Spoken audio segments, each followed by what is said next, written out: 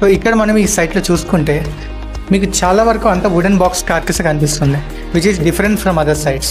ఎందుకంటే మనకి మేజర్గా కనిపించేది ఒక సైట్లో ఒక ఆల్రెడీ ఫ్రేమ్స్ అని బిల్డ్ చేసి ఉంటాయి, జస్ట్ మనం ఫ్రేమ్ వర్క్ చేయాలి దానికి.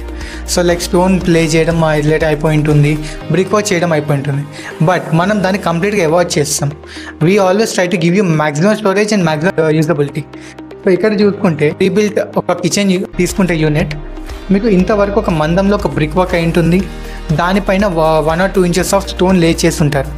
బట్ ఇక్కడ మనం చేసిన ప్రాసెస్లో కంప్లీట్ వుడెన్ రావడం వల్ల ఈ స్పేస్ ఏదైతే మనం లూజ్ అవుతున్నామో ఆ పిల్లర్స్ కోసం ఆర్ దా సపోర్ట్ కోసం బేస్ కోసం అదంతా మనం ఇక్కడ అవాయిడ్ చేసి ఒక కంప్లీట్ క్లియర్ కార్కేస్ బిల్డ్ చేసాం with least amount of loss of space and దీంట్లో మ్యాక్సిమం స్టోరేజ్ ఇవ్వగలిగాం.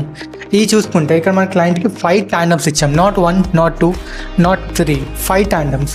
దీంట్లో 4 8-inch ట్యాండమ్స్ ఉన్నాయి అండ్ 1 4-inch ట్యాండమ్ ఉంది.